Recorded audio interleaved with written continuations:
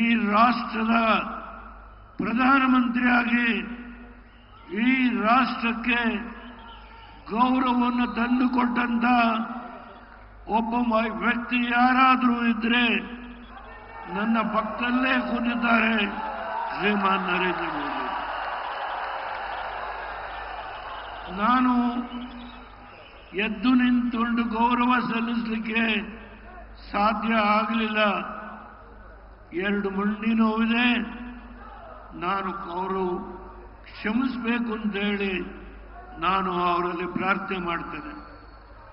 ಆದರೆ ಒಂದು ಮಾತನ್ನು ಹೇಳ್ತೇನೆ, ಈ ರಾಜ್ಯದಲ್ಲಿ ಇವತ್ತು ಯಾವ ಗ್ಯಾರಂಟಿ ಅನ್ನುವ ಒಂದು ವಿಷಯದಲ್ಲಿ ಯಾವ ಕುಮಾರಸ್ವಾಮಿಯವರು ಪಂಚರತ್ನ ಕಾರ್ಯಕ್ರಮ ಹಾಗೂ ಜಲಧಾರೆ ಕಾರ್ಯಕ್ರಮವನ್ನು 10 ತಿಂಗಳು ಯಶಸ್ವಿಯಾಗಿ ಮಾಡಿದ್ರು, ಕೇವಲ 1 ದಿನ ಅಥವಾ 2 ದಿನ ಮುಂಚೆ ನಿಮಗೆ 2,000 ರೂಪಾಯಿ ಗ್ಯಾರಂಟಿ ಕೊಡ್ತೇವೆ ಈ ಮಾತನ್ನ ಹೇಳಿ 5 ಗ್ಯಾರಂಟಿಗಳಿಂದ ಈ ರಾಜ್ಯದಲ್ಲಿ 132 ಸ್ಥಾನಗಳನ್ನು 136 ಸ್ಥಾನಗಳನ್ನು ಗೆದ್ದಂತ 2 ಮಹನೀಯರು ಇವತ್ತು ಪಕ್ಕದಲ್ಲಿ ಕೂತಿದ್ದಾರೆ. ಈ ರಾಜ್ಯ ಹೇಗೆ ನಡೀತಾ ಇದೆ? ನನ್ನ 64 ವರ್ಷದ ರಾಜಕೀಯ ಜೀವನದಲ್ಲಿ ಬೆಂಗಳೂರು ನಗರ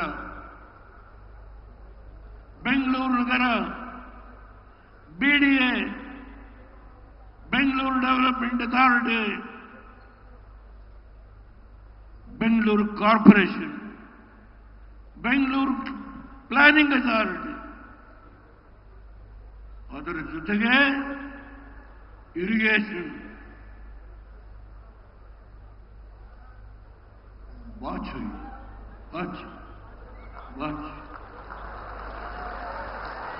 ಮಧ್ಯಪ್ರದೇಶಕ್ಕೆ, ರಾಜಸ್ಥಾನಕ್ಕೆ, ಛತ್ತೀಸ್ಗಢಕ್ಕೆ ನಿಮ್ಮ ಸಂಪತ್ತು, ಕರ್ನಾಟಕ ಜನತೆಯ ಸಂಪತ್ತು. ಈ ಸಂಪತ್ತನ್ನ ಕಳಿಸಿ ಭಾರತೀಯ ಜನತಾ ಪಾರ್ಟಿಯನ್ನ ಸೋಲಿಸಲೇಬೇಕು. ಅಯ್ಯಂಡಿ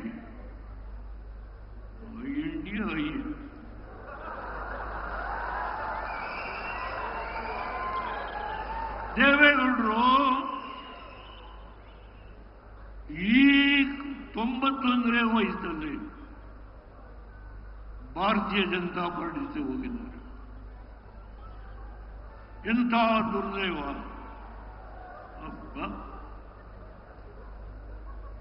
ಯಾರು ಇವತ್ತು ಈ ದೇಶವನ್ನು ನಡೆಸ್ತಾ ಇದ್ದಾರೋ, ಈ ದೇಶಕ್ಕೆ ಕೀರ್ತಿಯನ್ನು ತಂದುಕೊಟ್ಟಂತ ಒಬ್ಬ ವ್ಯಕ್ತಿ ಯಾರಾದರೂ ಇದ್ರೆ ನನ್ನ ರಾಜಕೀಯದ ಅನುಭವದಲ್ಲಿ ನನ್ನ ಪಕ್ಕದಲ್ಲೇ ಕೂತಿದ್ದಾರೆ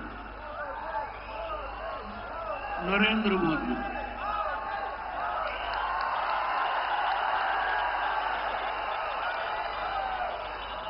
ನನಗೆ ತಲೆಯಲ್ಲಿ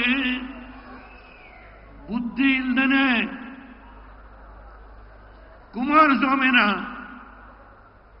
ನೀನು ಮೋದಿಯವರಿದ್ದೆ ಹೋಗು ಅಂತ ಹೇಳಲಿಕ್ಕೆ ಈ ತಲೆಯಲ್ಲಿ ಬುದ್ಧಿ ಇಲ್ಲದೆ ಹೇಳಲಿಲ್ಲ. ಈ ರಾಜ್ಯವನ್ನ ಸೂರೆ ಮಾಡ್ತಾ ಇರ್ತಕ್ಕಂಥ ಸೂರೆ ಮಾಡು,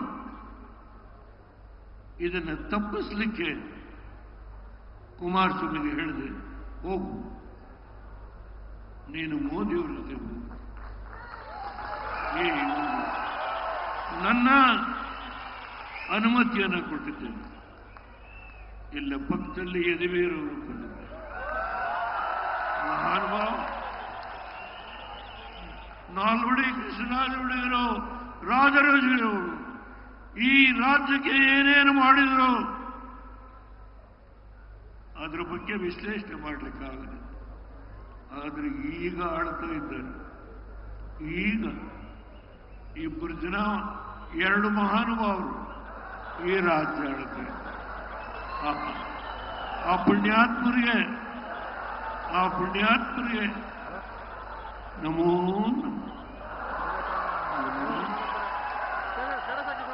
ಮೋದಿಯವರ ಬಗ್ಗೆ ಎಷ್ಟು ಲಘುವಾಗಿ ಒಬ್ಬ ರಾಜ್ಯದ ಮುಖ್ಯಮಂತ್ರಿ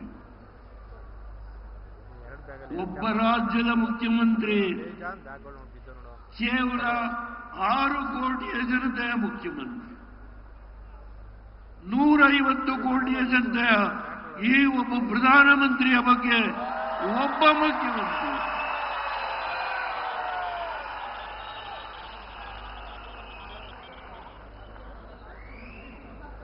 ನಾನು ದಿನಕ್ಕೆ 4 ಸಭೆ ಮಾಡ್ತೇನೆ.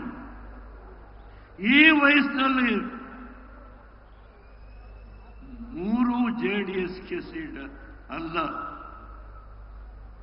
ನನಗೆ 28 ಸೀಟು. ಏನು ಈ ರಾಜ್ಯದಲ್ಲಿ, ಅದು ತುಮಕೂರು ಇರಬಹುದು, ರಾಯಚೂರು ಇರಬಹುದು, ಬಿಜಾಪುರ ಇರಬಹುದು. ಯಡಿಯೂರಪ್ಪನವರೇ, ಈ ರಾಜ್ಯದಲ್ಲಿ ದುಡಿದಿದ್ದೇನೆ, 60 ವರ್ಷ ದುಡಿದಿದ್ದೇನೆ. ನೀವೆಲ್ಲಿ ಕರೆದ್ರೆ ಅಲ್ಲಿ ಬರ್ತೇನೆ. ಆ ಶಕ್ತಿ ಇದೆ. ಮೋದಿಯವರಿಗೆ ಒಂದು ಭರವಸೆ, ಈ ರಾಜ್ಯದಿಂದ ಕನಿಷ್ಠ 24 ಸ್ಥಾನಗಳನ್ನು ನಾವು ಎನ್ಡಿಎಯಿಂದ ಗೆದ್ದು, ಕೇವಲ 3 ಸ್ಥಾನ ಜೆಡಿಎಸ್ ಅಲ್ಲ, ಎನ್ಡಿಎಯಿಂದ ಗೆದ್ದು ನಿಮಗೆ ನಾವು ಇವತ್ತು ಏನು ಹಿಂದೂಸ್ತಾನದಲ್ಲಿ ಈ ರಾಷ್ಟ್ರದ ಆರ್ಥಿಕ ಪರಿಸ್ಥಿತಿ 5ನೇ ಸ್ಥಾನದಿಂದ 3ನೇ ಸ್ಥಾನಕ್ಕೆ ತರುವ ಶಪಥವನ್ನು ಮಾಡಿದ್ದೀರಿ ನೀವು.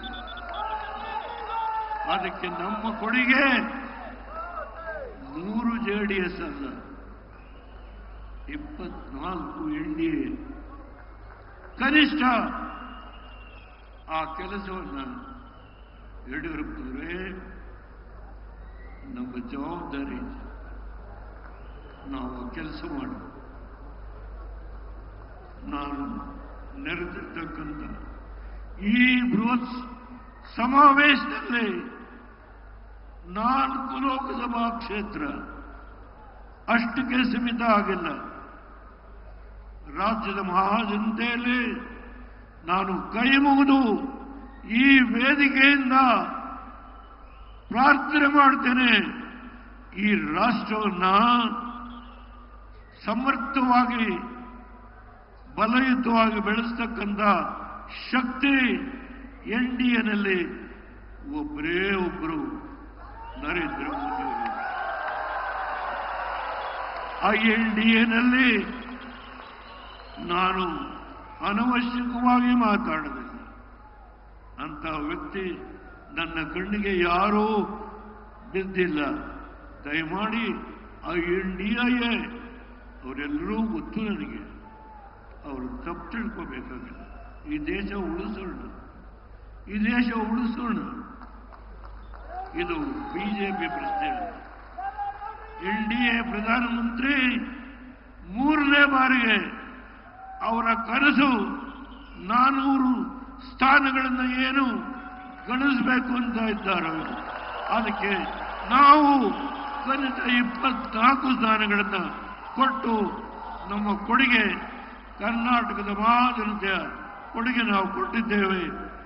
ಈ ನನ್ನ ಮನವಿಯನ್ನ ನಾಡಿನ 6 ಕೋಟಿ ಜನತೆ ಮಾನ್ಯ ಮಾಡಬೇಕು ಅಂತೇಳಿ ತಮ್ಮೆಲ್ಲರ ಮುಖೇಣ, ಮಾಧ್ಯಮದ ಸ್ನೇಹಿತರ ಮುಖೇಣ ನಾನು ಕೈ ಮುಗಿದು ಪ್ರಾರ್ಥನೆ ಮಾಡಿ ನನ್ನ ಮಾತನ್ನು ಮುಗಿಸ್ತೇನೆ. ಜೈ ಹಿಂದ್, ಜೈ ಭಾರತ್.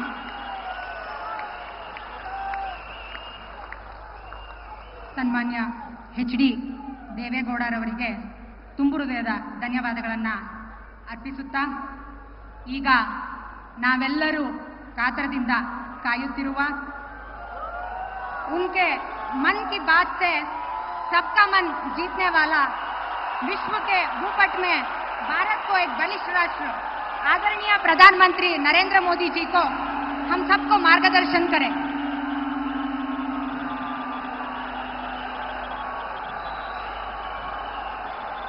ನಿಮಗೆಲ್ಲ ನನ್ನ ನಮಸ್ಕಾರಗಳು।